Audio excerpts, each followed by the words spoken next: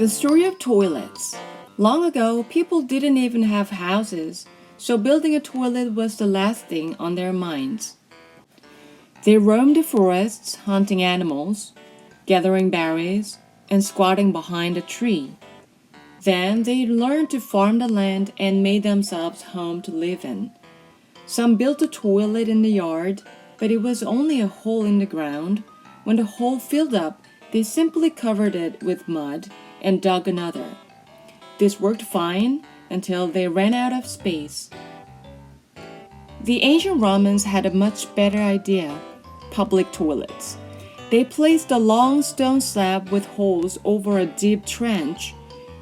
Then they decorated the toilet room with marble and mosaics. Going to the toilet became a great way to meet people.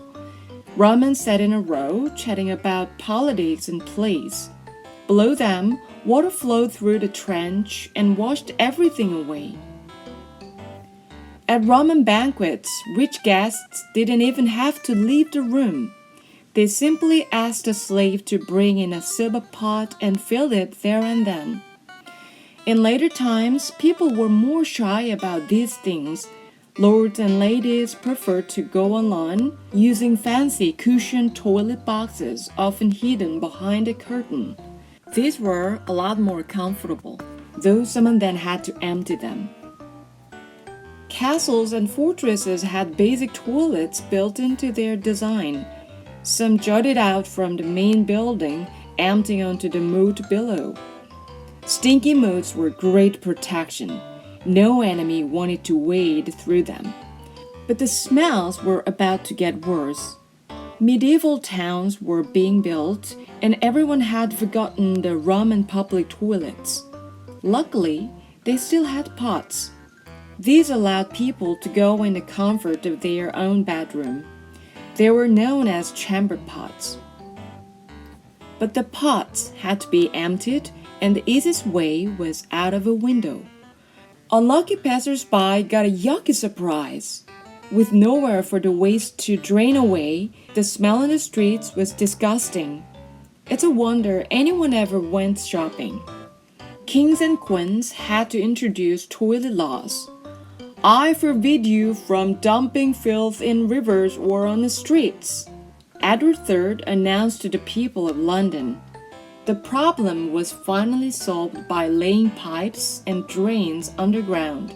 Toilet filth could now glide away under the street, not over it. Of course, when something got stuck, the mess was awful. In 1596, Sir John Harrington Godson of Queen Elizabeth I had a brainwave. I'll invent a toilet that flushes. Making the flush work properly took ages. In fact, most people didn't have a flush for another 200 years. Many plumbers worked hard to improve toilet designs, including a man named Thomas Crapper. He set up his own Crapper plumbing shops in London and took charge of the royal toilets. By 1880, the toilet had really arrived. Since then, only the shapes and decoration have changed. Some are fitted into the wall, others are made to look like thrones. Space toilets even have bars to stop you from floating away.